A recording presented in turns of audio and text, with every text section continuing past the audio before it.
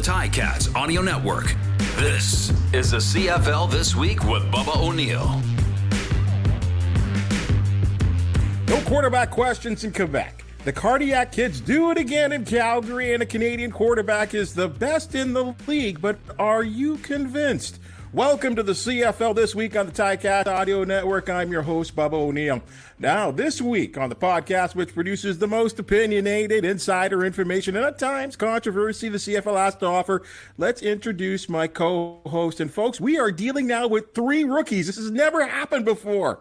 In addition to his assistant news director and senior sports director roles at 900 CHML in Hamilton, he is the host of Hamilton's legendary Fifth Quarter program. Say hi, Rick Zamperin. Hello, how are you?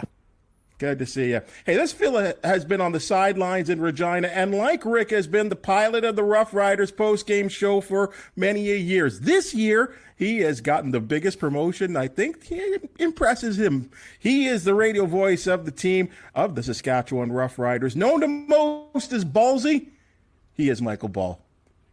Hey, guys. Thanks for having me. And from parts unknown, somewhere in New York State, that's what we're led to believe. He has all football leagues covered, including the Canadian 3-down game. Thanks for joining us, Mike Mitchell. Thanks, guys, for having me on. Pleasure to be on. There we are. All right, guys, let's get down to business. Tiger Cats are now 0-3. The Edmonton Elks are also 0-3. There's concern, I think, with both teams, offensively, defensively. Some people are calling out the coaches. These two teams meet this week. Someone's going to be 1-3. Rick, I'll come to you first. Which team do you, I guess, going to say favor in this contest, and why will this team move on that you believe will win this contest? Well, it's not necessarily true that one of these teams is going to be 1-3, because if they tie, they'll be 0-3-1, but I don't see that happening. Listen, the Tiger Cats on paper are the more talented team. I think they're the team that at least is more expected to win this game. They'll be favored in all the betting lines. They're at home. It's Canada Day. They're coming off, I think, 3 different types of games in which they played in Regina, in Winnipeg, and, of course, a couple of weeks ago at Tim Hortons Field against the Stamps. Edmonton has been a bit of a train wreck on all 3 sides of the ball.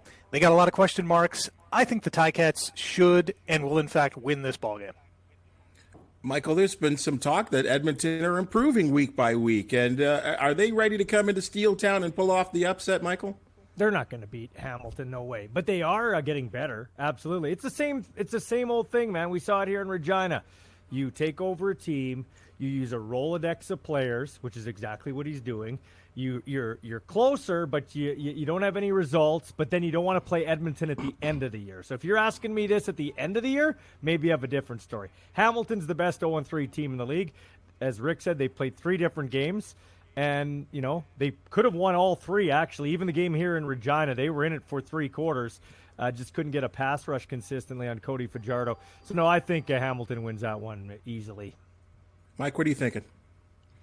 Well, these 2 franchises, Edmonton and Hamilton, are 2 different ends of the spectrum. Edmonton's trying to form their identity, ironically enough, changing to the Elks and everything else. And we know what Hamilton is, even though their record is not reflective of them being a Grey Cup contender at this moment. I think they'll get healthy this week. I think Hamilton needs this game. It's good that Edmonton's on their schedule. No one's running away with the East right now. The way things appear, the West is probably going to have 4 playoff teams. So someone's got to win the East, and Hamilton's in the run here. They'll get whole. They'll get healthy against Edmonton. They'll be fine. I know the 0-3 record, it appears like they'll never win another game, but they'll be fine. I think they'll get healthy this week. And Edmonton's still building for the future. So even if they were a ready-made team, they're not ready to contend in the West. There's too much, right now, we can see it, too much quality in that division, where the East right now is looking a lot different. Rick, when you look at that Ticats team, why are they 0-3? There's a number of factors here, and I know it's easy to say, hey, the quarterback's not playing, the greatest. I think Dane Evans cumulatively have had, I'll give him 3 quarters out of the 12 that they've played. He's been really, I think, really good in those 3 quarters, certainly the first half against Calgary. And I'll give him, bits and pieces here and there against both the Roughriders and the Blue Bombers. I think continuity is the biggest sore spot right now, or consistency, or anything along that line, because they haven't played anywhere close to a full game. They've really put one full half together, and that was against the Stamps a couple of weeks ago, and then crumbled in the second half. But against the Roughriders, I thought defensively they played a good game up until, the fourth quarter, in which, 2 touchdowns in 20 seconds kind of derailed them. Even against Winnipeg, I thought defensively they played a pretty stout game. They weren't getting any help from their offense. Special teams-wise, there's been some plays here and there that they've made, mistakes that they have made as well, but I think that lack of consistency has really been their downfall. If they played a complete game in any of those three, they'd probably come out with a W. Michael, wasn't Chris Jones supposed to be a difference maker, or is he making a difference?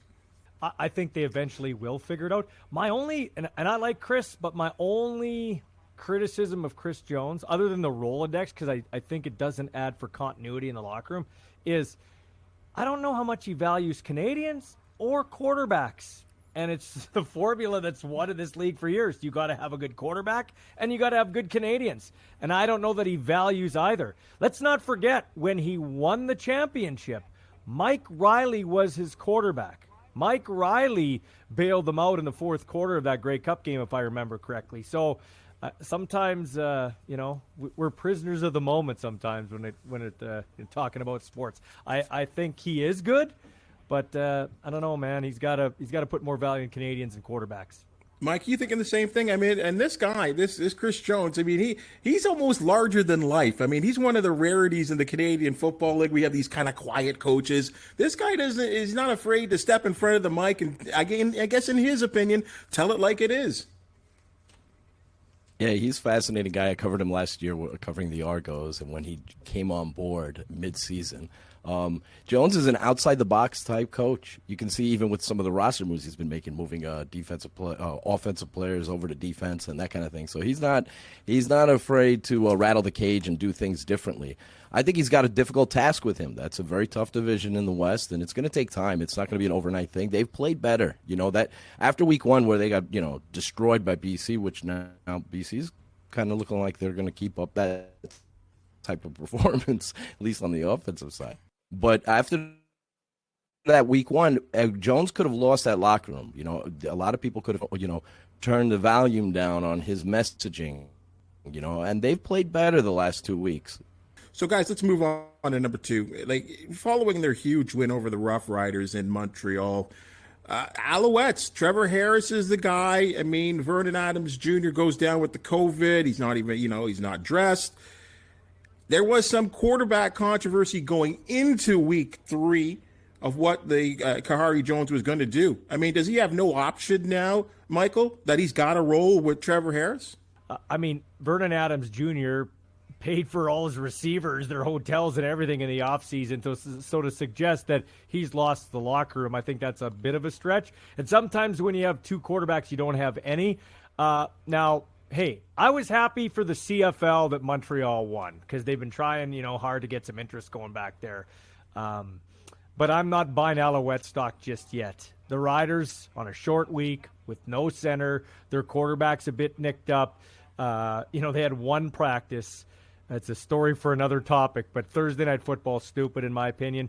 And the Saskatchewan Roughriders, I bet against them. I put money against the team that I cover because I just felt they weren't going to win that game. So talk to me after Saturday, July 2nd, and then I'll be able to tell you. But to answer your question, Bubba, yes, I think it is his team right now.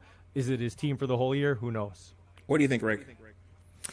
With every team, and we were kind of blessed with having two, number one quarterbacks in Hamilton for the last couple of years. And, it's a double-edged sword because they're more than capable of going out there and getting the W. But there are egos at play, even though that Jeremiah Masoli and Dane Evans here in Hamilton over the last couple of years really got along, and they went out of their way to almost mention that each and every time.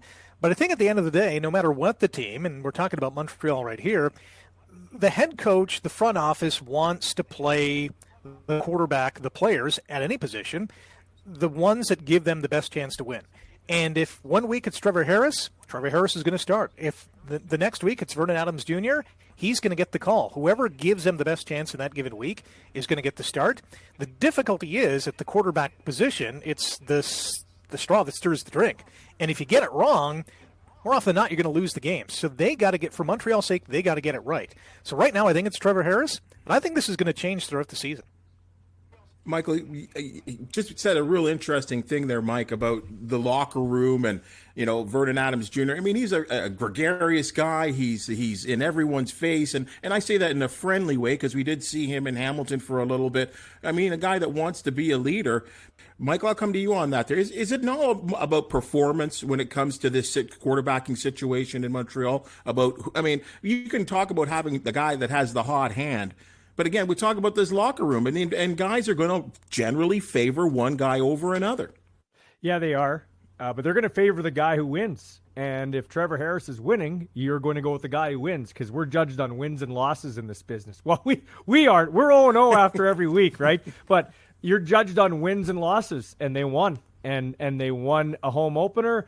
And between them, when I was there talking to the Montreal personnel, there's no hard feelings. But, I mean, like I said, Vernon Adams wants to be a starter. At the quarterback position, you have to have an ego. Both guys have an ego, and I'm not saying that rudely. They both have an ego. They want to be the starter. I'll tell you what, though, looks real good for Danny Machocha. He signed Trevor Harris on a sweet deal, $200,000 to be a quarterback, and he might be a starting quarterback. Not quite Nathan Rourke-like, but that's some pretty good business dealings there by Danny Machocha. So, yeah, like I said, I want to see, like Rick said, when you're winning, you're the starting quarterback. I want to see who's the starter going forward. If Trevor Harris comes in here and rolls the Riders again, then he'll be the starting quarterback for a while. And Kahari Jones, he's got to win to keep his job, so he's going to put whoever's behind center. Who cares who he likes or doesn't like? Do you know what I mean? You just brought up an interesting name in Nathan Rourke. I mean, I know we were all blown away week one with his performance, but a lot of people were more talking about it being the Edmonton Elks and a soft defense, the home opener. Everything was in his favor. Now, again, at home against, I think, a much tougher opponent in the Toronto Argonauts, a much stronger, more, I would say, huskier defense to face. And this guy throws for more yardage than any Canadian quarterback has ever had. I mean, he was unbelievable in a game that was pretty much over by halftime. Guys, what's made him so good, Rick, I think, so early in his career? Well, I don't think it hurt that he was behind Mike Riley last year and learned from one of the best at this game, not only how to do things on the field, but how to do things off the field. And I think that preparation is equaling execution now. He has taken everything that he's learned from Riley, from this system, from the playbook, and is now implementing. You can look at the stats, and, they explode at you, whether it's, 400-plus yards in a game, 7 touchdowns over 2 games. But he also passes the smell test in terms of how he is looking doing these. There aren't broken plays. Like, these are really decisive actions. His progression is amazing. He's finding the open receiver. Even when there's a receiver in coverage, he manages to put the ball in the spot where only the receiver is going to get it. Hasn't made any big mistakes. The jury, to me, though, is still out because this is a very small sample size, and I'm not only talking about this season, but last season as well when he came in.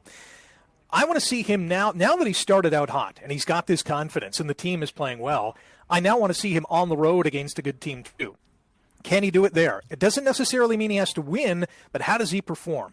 Is he performing under pressure? Is he escaping some pressure from the D-line or blitzing linebackers or, a safety blitz? How is he handling the nuances of what each and every defense and defensive coordinator is going to throw at him? So far, he's been exceptional. Can he do it over an 18-game season? Once he does that, then I'll say, all right, I'm a believer. Right now, I'm eating what he's feeding me, and I'm liking it, but I want to see it long-term. Mike Mitchell, are you convinced of what Nathan Rourke has done so, again, over a small sample size, but do you see the tools there to be a long-term starter in this league? Only that, I think he can be a poster boy for the entire league. I think everyone is secretly rooting for the BC Lions to succeed, and I think Nathan Rourke can not only be the poster boy for the CFL, but I also think there's going to be a possibility with the level of his performance that he might get some NFL opportunities. The CFL would hate to lose him. But I know it's jumping the gun a little bit, but I was really convinced, not just what his play on the field, but the way he interacts with his teammates, the way he practices, how hard he works.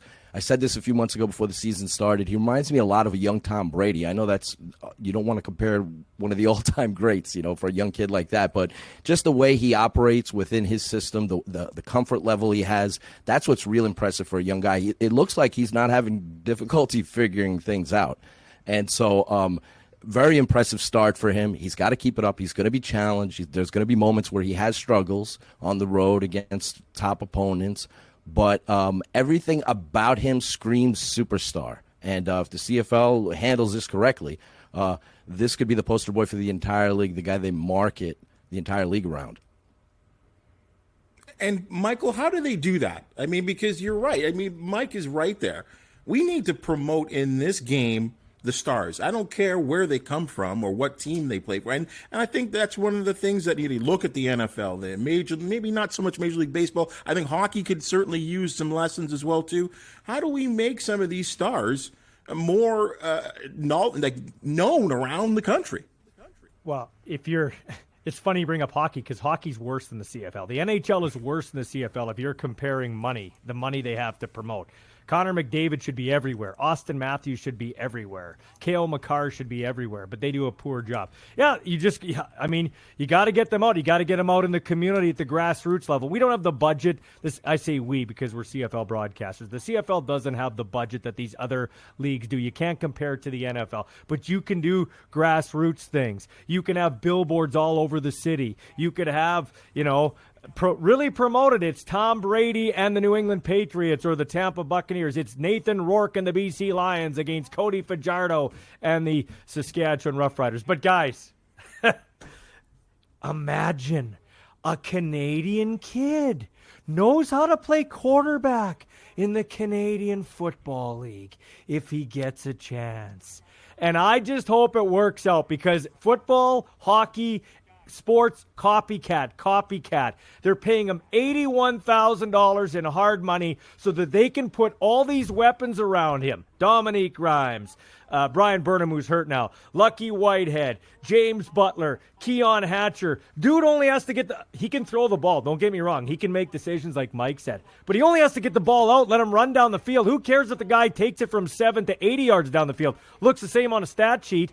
I am buying what Nathan Rourke is selling, or what Rick said, what he's feed me. I've been liking the meal for a long time before anybody got on the trade. I'm with Rick, though.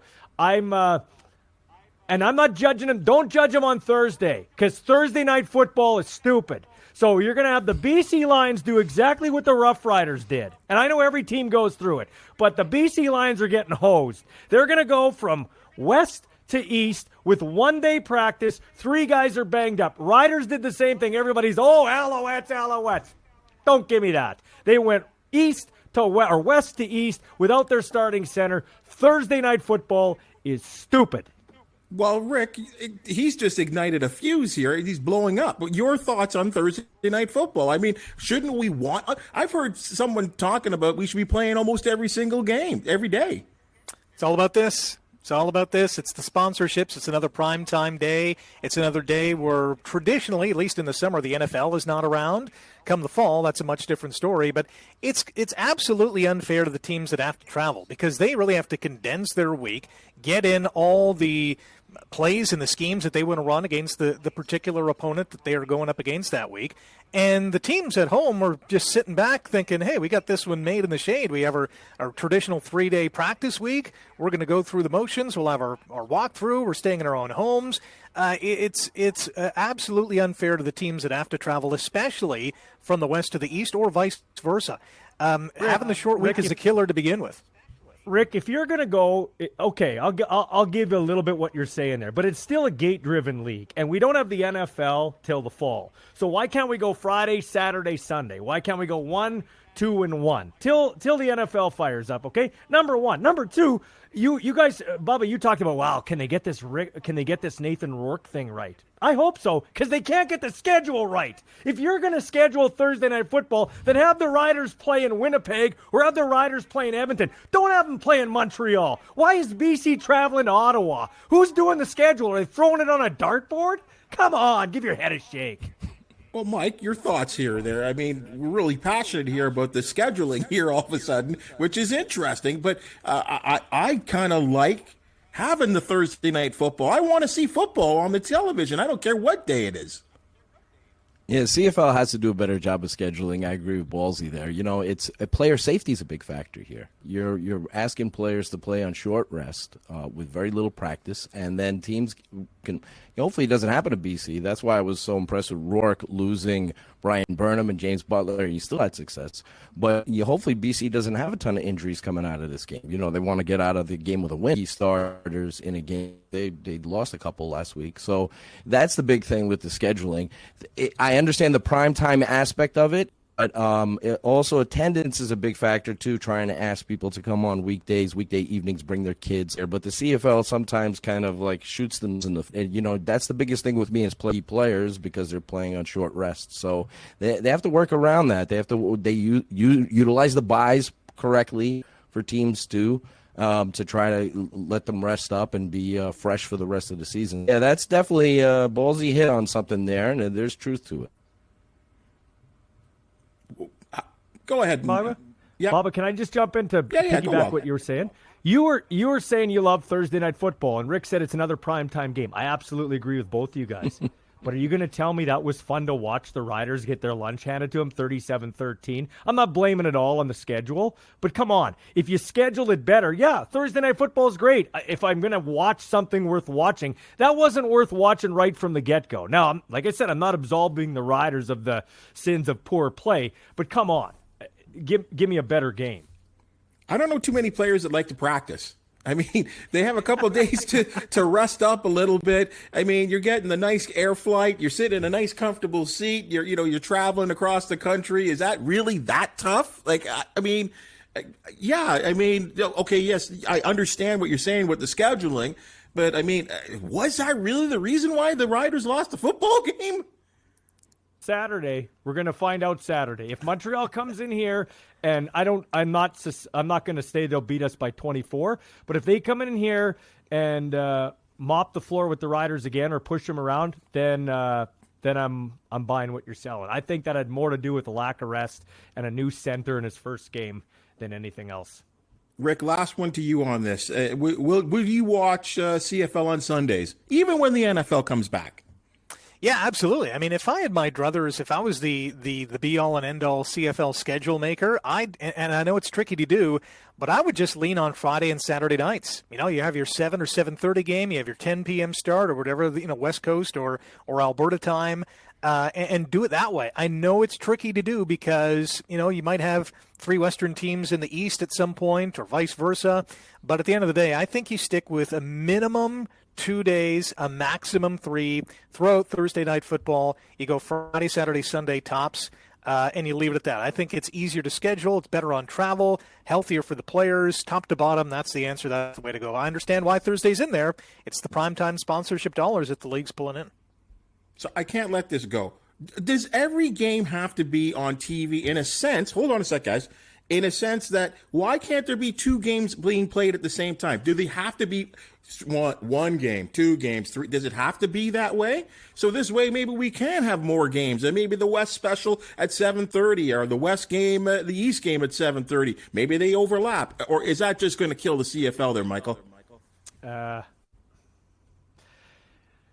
TSN spent a lot of money for the. Why not have another network then? Yeah. Well, I've said this for a long time. Sportsnet's not going to get in because of hockey and Blue Jays baseball. We can't even get the Grey Cup broadcast on CTV. But I really believe the CFL, you talk about marketing Nathan Rourke, younger people. We need to go streaming. They need to get some sort of streaming situation where they can get some content on there, like the Ottawa Redblacks Behind the R show. We need to have something like that regularly. And why can't we broadcast a game or 2 on a Netflix or something like that? Major League Baseball's doing that. Yeah. It goes back to the quarterbacks. You had Dane Evans and Masoli and Hamilton. They pushed each other. Trevor Harris and Vernon Adams push each other. Sometimes when you have 2 quarterbacks, you have too many, but sometimes you don't. Back in Saskatchewan, the day was Austin and Burgess. They pushed each other. Here, in Saskatchewan, we've only got Cody Fajardo right now. We need, I sometimes think we need a little more competition behind our quarterback. Same thing with TV. I like what TSN does, but let's be honest. I think they need a little competition too now. They need somebody pushing them a little bit, in my opinion. Competition is not a bad thing. And think about this, too. The NFL, over the next number of years, not only are they going to be introducing us to Amazon and streaming games, but their start times are going to be staggered in some cases. Over the next 5 to 10 years, they're looking at overlapping start times, overlapping kickoffs to see, what the TV audience is like, how that plays on places like Amazon. It's going to be very interesting to see how that comes about and how it plays out. All right, guys, let's move on here. The Calgary Stampeders now 3-0. Some people saying they're the best team in the league. All three of their victories have come via the comeback. Mike, I'll throw this to you. Is this a sign of a good team, or has this team got a little horseshoe action going on? Yeah, sometimes it's better to be lucky than good, right? But I would say that the Stamps have have a proven track record. They're a winning organization. The Stamps and the Bombers have two of the best coaching staffs, most well-run organizations in all the CFL. Even when the Stamps are bad, they're good. Last year they had a rough year and they still made the playoffs. So I think a lot of their luck has to do with their coaching and how great Dickinson is. Bo Levi's a winner. He's starting to look healthy and play better than he did last year. And they still have some issues defensively, but offensively they have one of the most well-rounded offenses in all of the Canadian Football League with their running game with Kadeem Carey and the wide receivers they have at their disposal. I think Calgary is going to be what they always are, competitive, in the mix, a legitimate contender, and that's because of their organization. It starts with Huffnagel and with Dickinson. And so Stamps are a threat. They can beat any team in the league. They can win a Grey Cup. It comes down to Bo Levi, elevating his play and getting back to the level that we're used to. Ballsy, are the Stamps number one in your power poll? I got the Stamps 1. I got Winnipeg 2. I got BC 3, although, like Rick said, I want to see a little more. And then I put the Riders at 4. That's kind of where I've got it. Yeah, I think Calgary, you know what, who cares? They won the games, and they won against pretty good teams. I said, hey, Montreal beat the Riders because of a short week, but Montreal's got a good football team, and Coach Craig Dickinson warned his Roughriders about it. Hey, they could easily be 2-0, and they could have been 2-0 going into that game last Thursday. So they got a pretty competitive football team there in Montreal. So I think Calgary, yeah, they've come back, 3 times and won 3 good, solid games. I mean, Edmonton, you'd expect them to handle them pretty easily, and I think towards the end of the game we started to see that. But like Mike was saying, Bo Levi Mitchell's starting to throw that football around, and he is, in my opinion, the only elite quarterback in the Canadian Football League. There's a few guys that are above average or get a touch above average, and the rest, and that's why scoring's down. Change all the rules you want. Quarterbacking, man. Rick? The sign of a good team, the sign of a championship caliber team, is that they win even when they're not expected to. So they could be down 24-0 on the road and find a way to win, like they did in Hamilton. They can play any game, any style, in any stadium, against any opponent, and they find ways to win. That's a franchise over the last, 2 decades, maybe even more than that rarely loses when they have things in control. And that's a sign of a well-coached team, a lot of talent on the field. Schematically, they play near perfect nearly every play. Lots of weapons on both sides of the football. They've had probably the best special teams unit, hands down, over the last number of years. Well-rounded team, whether they're on the road, at home, good weather, bad, nothing really phases them. And that's why they've been so successful. Starts at the top, and it filters down throughout the roster. Mike, it kind of amazes me, too, because you look at Toronto's roster, it's almost like Calgary light. Like, there's so many guys that were with that Stampeders program, and yet they keep plugging and playing, kind of like what Winnipeg seems to be doing. I find Winnipeg's been winning ugly, and I guess that doesn't really matter because they're undefeated, but it's like they're plugging and playing in Calgary, and they've been doing that for a number of years. Yeah, it's great with watching Winnipeg and Calgary operate. Mike O'Shea I have great amount of respect for. As somebody covered him watched him as a player, and now covering him in the league, they don't beat themselves. The Bombers don't beat themselves. They're the classic win ugly team. They're so fundamentally sound. So it's a lot of people pick at, Winnipeg's weaknesses, but when the final gun sounds, they win games. They come through in the clutch. They have big-time leaders in their locker room. It all starts with that coach. That coach just out-coaches everyone else. I watch it on a week-out, week-out basis. So Winnipeg and Calgary are very impressive teams. And you mentioned Toronto. You would want to emulate, or try to emulate anyway, those two consistent, well-run organizations. They hired Dinwiddie, and then they have Corey Mason there in Toronto. So it goes without saying that they're going to bring in a lot of their players that they're comfortable with, familiar with. So it makes sense from that aspect. So it's fascinating to watch how the teams will try to imitate or copy what other teams have done successfully. Michael, Calgary versus, I'm going way ahead here. Calgary versus Winnipeg in Manitoba for a Western final right now. Who would you pick? Oh, in Winnipeg? Winnipeg, just because of the home field advantage. As Mike said, they're the champs. But it would be close. It'd be a coin flip. I don't think Winnipeg's they've got a great defense. There's no doubt about it. I don't think over the long haul their offense is as dynamic as it was, and I think that's going to catch them in the end. That's my opinion. I think, as Mike alluded to and Rick too, they're a more well-rounded offense, the Calgary Stampeders, and if Bo Levi Mitchell can stay healthy, then look out. But that's the key, Rick, Bubba, and Mike. Can Bo Levi Mitchell stay healthy? He feels to me like he's an old 32. And actually, believe it or not, in Rider Nation, I've become friends with Bo Levi Mitchell. We've actually, through Ben Hebert. But yeah, I'll say this. He feels like an old 32, even though his shoulder looks good. Hopefully he can hold up for the Stamps. Rick, you believe in that?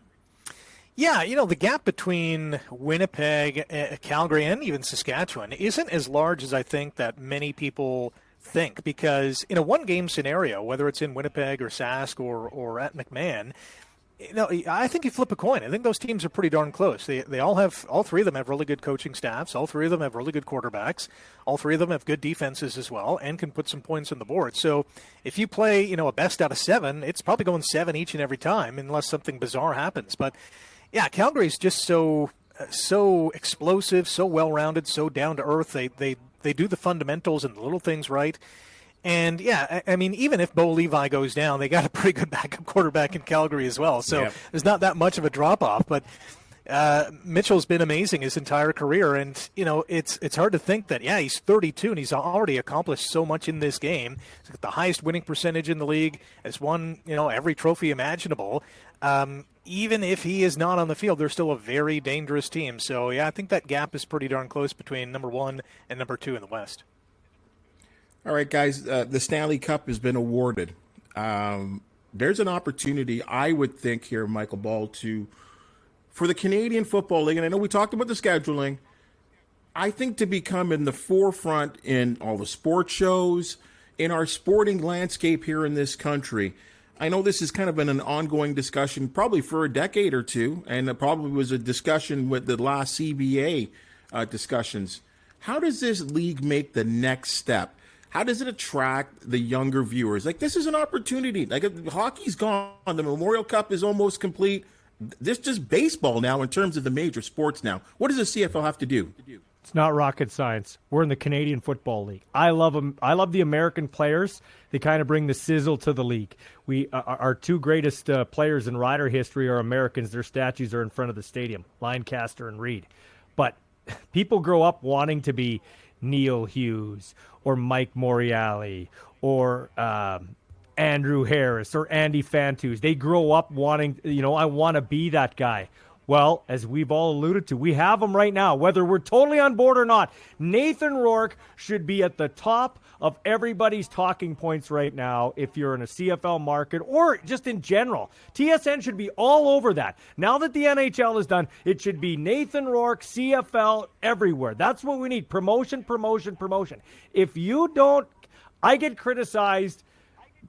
For instance, in the short-term time I've been doing play-by-play, I got excited for a couple of Eugene Lewis plays against Montreal, and some people are, you get excited for the Elks. I get excited because it's football. It's CFL football, my favorite league, and I'm going to get excited. I'll get more excited for the Riders than I will the opposing team, but I'm going to get excited. If you don't give a crap, nobody else will give a crap. You and I all of us, we can come up with this great plan to have the best steakhouse in town, and we can serve the best steaks. And if we don't tell anybody, how come nobody came? Why is nobody coming? We have the best steak. Yeah, but you didn't spend money to promote it. You didn't go out and tell everybody. I also believe this, fellas.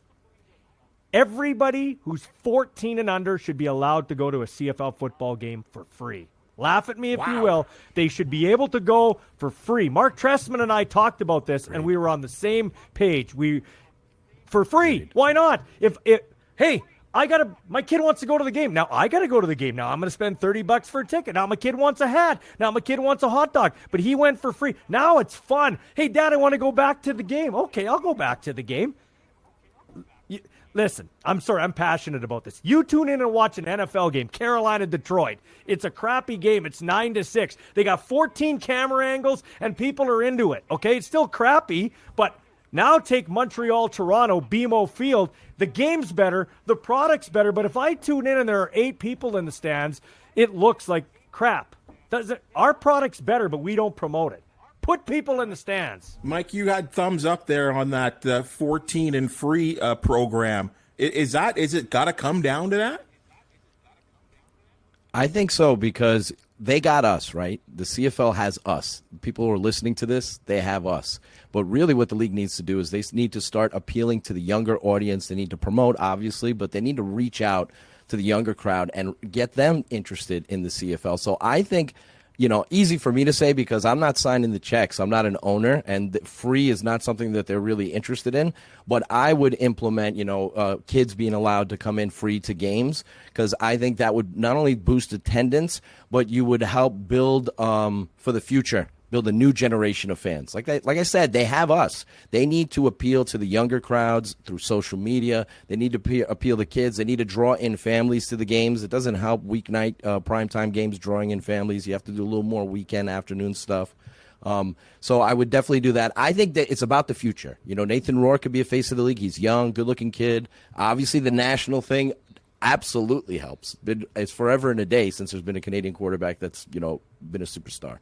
So, and Rourke can be that. But they need to appeal to the younger audience. And I would consider, because that's part of business, if you just go outside of sports, if you have a product that appeals to kids, they can't go to events by themselves. They got to bring their parents. So, or the parents got to bring their kids in this case. So that's how you get families out to the games. And that's really what they need to do. They need to appeal to families, and they need to appeal to the younger crowd, the 10-year-old, the 12-year-old. I became a fan of the CFL when I was 8 years old. So so you really need to appeal to that audience. And I would consider promotions where kids get in free, or you have kids there, because you're going to draw more families to the games. And it's a beautiful thing to do for families, considering the economic state of the world and everything else. And it's a way to grow your game for the future. You're gonna make new fans. That's what the CFL needs to do, is make new fans. They already got us. We're going to be watching until we hit the grave. So they really need new fans. Rick, you're in an interesting market where Hamilton has always seemingly supported the Tiger Cats. There's been some up and down years. There's no doubt about that. But right now they're selling out the stadium for almost every single home game. 55 kilometers down the road. That's nothing.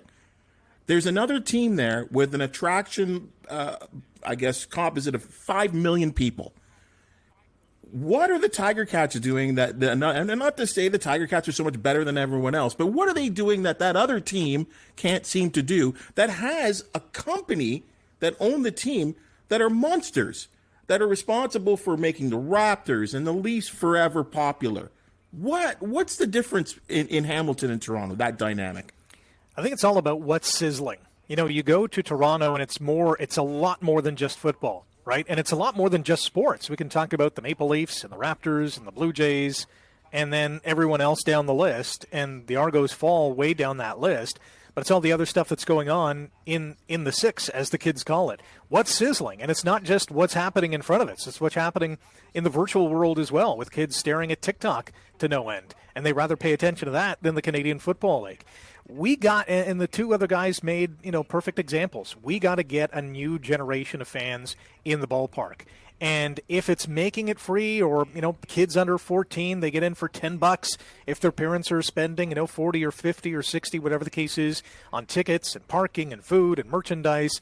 You got to make it more affordable for families because it's those kids, like Mike mentioned, 8, 10, 12, they go to a game, whether it's their first game or their fifth, and they say, Mom, Dad, I want to go back. Like, that's the best thing since sliced bread. Forget about TikTok. I'm not even into that anymore. I love the CFL.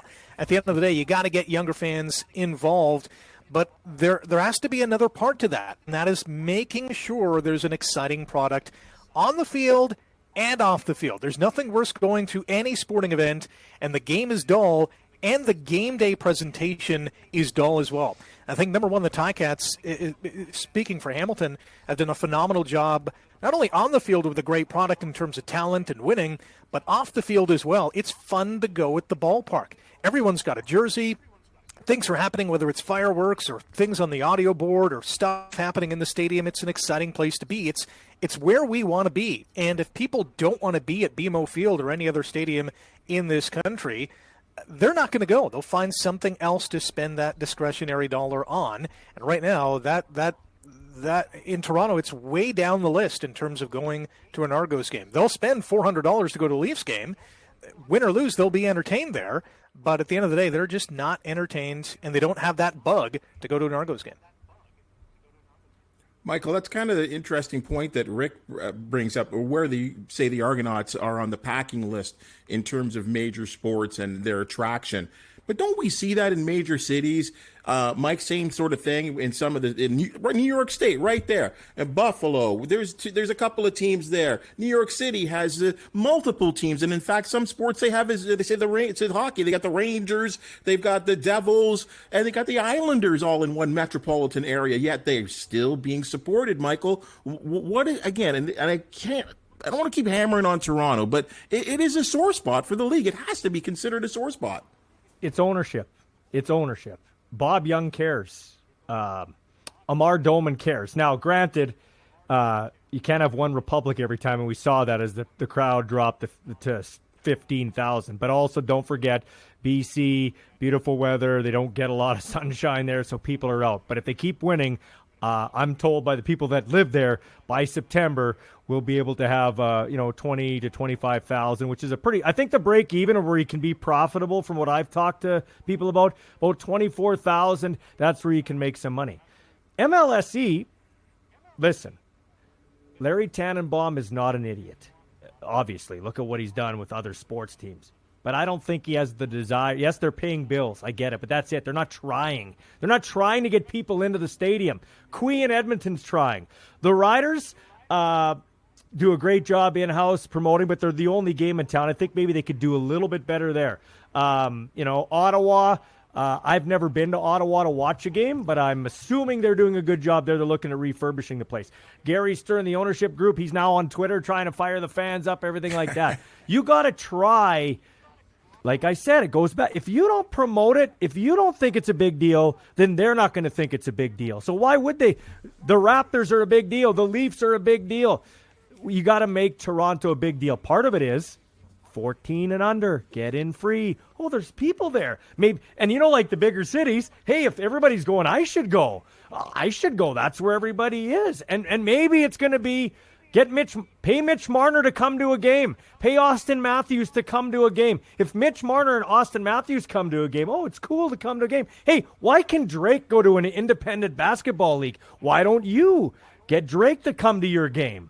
Right? I mean, I was at that CEBL game, and it was an unbelievable environment. Scotty Barnes of the Raptors showed up. Alec Manoa was there. Marcia Ian, who was a politician, used to be on television. There was an event. Like, it was happening in that arena. You got a big problem, though. You got a big problem when at the end of a 3-down interview or whatever he did it with the Toronto entity, Larry Tannenbaum, he said, we're still interested in always getting an NFL team. That's a big problem. Like, if the rest of the league is selling Coke and you're selling Pepsi, everybody should be selling Coke. Everybody, you know what I'm saying? Everybody get on board. And if you're not on board, then I guess we need to find somebody else that is on board, or try to. That's the thing, too, about David Braley. Everybody used to get on his case. David Braley single-handedly saved this league. He owned 2 teams. So it's not like there are a lot of people who are lining up for teams. That's the other side of things, right? Mike, it was interesting. And, I mean, Twitter sometimes can be the the enemy for many of us for what we terms of education. But I did notice something, and someone posted this, and it was actually a fan of the Canadian game, and said that, you know what, if we really want people to love our game, first of all, we have to get things like on our team web pages, get it straight. It said that the Argos 60-man lineup had been there since preseason, and we're 3 weeks into the regular season. That had not been changed. Same sort of thing there for the Montreal website, not updated. You talk about kids. Isn't this where we have to be certainly on point in terms of getting out to those kids, and that's being online and being correct online? Yeah, no question. In my dealings with the Toronto Argonauts PR department and their social media team, it's very good. There's a lot of hardworking people there who've done a good job. There are things where, you're understaffed and where you need to do a better job in terms of like promotion and marketing and updating things. I have noticed that with a few different CFL teams, sites, all that. So that's not a great thing. Transparency is important. You need to provide information to the public and all that. So you need to stay on top of that. So Rick and Michael made some great points. It's a nuanced discussion of why Toronto's fallen off. I mean, the world has changed a lot in the last 3 decades. There was a time growing up where the Argos were like the New York Yankees in the CFL. A lot of people hated them, but they were a legacy franchise. They were a hot ticket. And, now it's gotten... People forget how important... Yeah.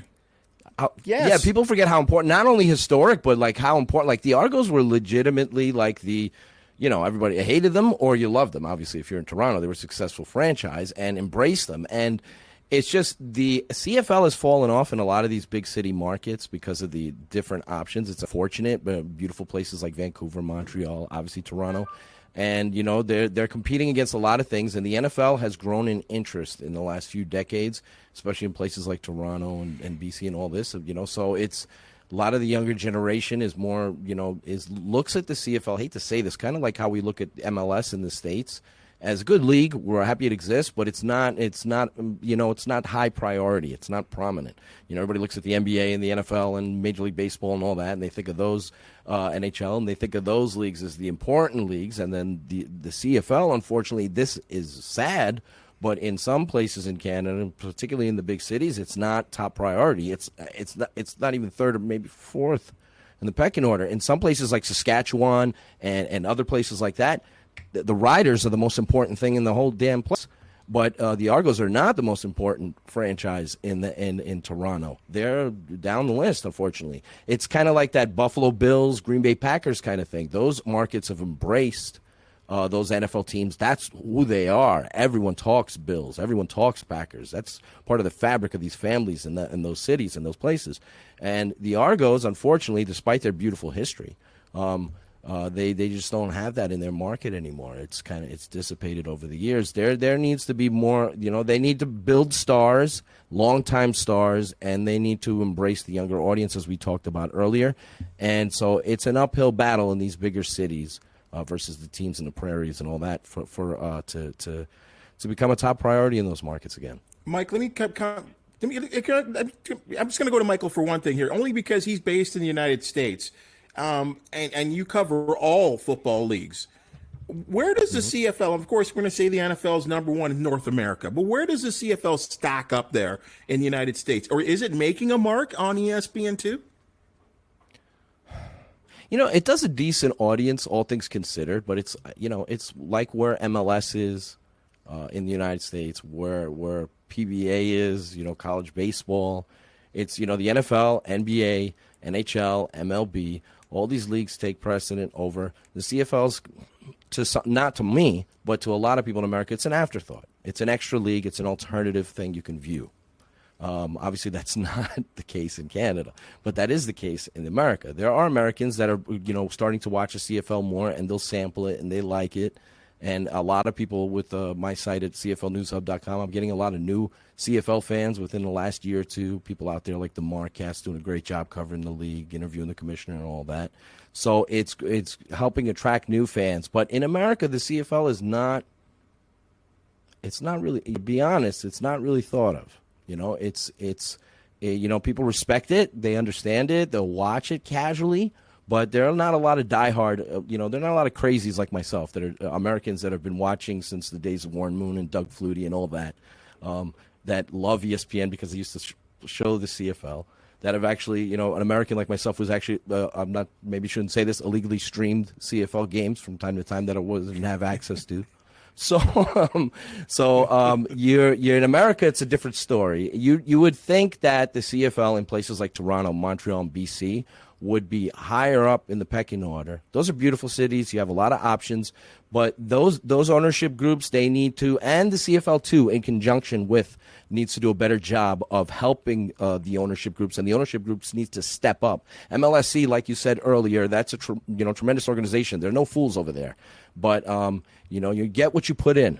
So they should go all in, and they do. Some people make jokes about the Argos being over the salary cap and all that. So it's either the team doesn't put in the effort to win games or they don't, but they need to do a better job on the business side of promoting the league, and the CFL has to help out with that too. So help out with their big cities in terms of promoting and marketing and all that. So it needs to be in a tandem effort. They've fallen so far back in these big cities that it's, by the time they're noticing it, it's not late. You can still get into the fight, as Michael mentioned earlier, and do something about it. But they've fallen back in these big cities in the CFL, and they need to attract new audiences in order to make that climb back up to where I believe they should be at. Ballsy, sorry. Well, instead of back to what you guys were talking about, and Rick talking about how great it is in Hamilton. What makes this league great? Motion, 20-second play clock, 3 downs, the rouge, the goalpost at the front. Let's not try to be America. Why do we have to try to be America? We're Canada with some great American players playing here. I don't understand why America's the greatest and Canada. Like in my business, radio, we have to play 35% Canadian content. Okay, if we didn't have to play 35% Canadian content, you wouldn't have the Tragically Hip. You wouldn't have Shania Twain. You wouldn't have Celine Dion. You know what I mean? They wouldn't have an opportunity to be exposed.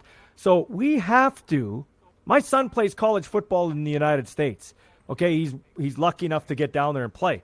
But we need to promote our own. We can't compete with America when it comes to even the football factory. My son lives 7.5 hours away from me in Grand Forks, North Dakota, which is 60,000 people maybe, okay? And they spend millions on their football team. Millions. We can't compete, so we have to protect our own, let them have an opportunity to progress. And when we have a guy like Nathan Rourke, let's promote the heck out of him, like up and down, all over. Instead of worrying about global expansion, let's worry about Canada. If you had 3 struggling businesses in a restaurant chain, would you go abroad to, well, we're going to expand? No, you'd either contract or make sure you got your restaurants all on board. We need to do whatever commissioner can help figure out Toronto is in the Hall of Fame, first ballot, no votes. Let's get it going. Like, serious. If they can try to do it in BC, we can try to do it in Toronto. Get in the fight, and let's give her one last go here. Come on. Rick, last point to you. I think, sadly, MLSC is biding their time and waiting for that call from Roger Goodell to say, all right, Toronto, you're on board. You're in the National Football League. I think that's the long-term play for MLSC. And I think one day it will happen. Toronto is too big of a market to not have an NFL team. It's coming. When that is, I don't know. It'll be in the next, I don't know, dare I say it, 20 years? Maybe a long time before that. I think that's the long-term play. And if you're MLSC, why wouldn't you not want that? We're talking about millions upon millions of revenue sharing, TV dollars, national exposure, the list goes on and on and on. You're part of the big boys club in terms of the financial viability of the monolith that the NFL is. If I'm MLSC, that's my long-term play as well. I'd hate to see the Argos go by the way of the Dodo Bird, but that is what will happen if the National Football League comes to Toronto. Rick Zamperin in Hamilton, Mike Mitchell, as I said, from parts unknown in New York State. Thank you so much for joining us. Michael Ball out in Saskatchewan. Looking forward to hooking up with you later in the year. You guys have been outstanding. You passed your rookie test. It was outstanding at our talking about Canadian football. Folks, you can catch us on your favorite podcasts catcher, Ticats Audio Network. That's where you find us. If you like, you can go to YouTube. And as they say, clicks, just like and subscribe. And, of course, the best thing is there's no cost to do it, obviously. Hey, we're here every week, every Monday with a fresh new podcast, talking CFL on the Ticats Audio Network.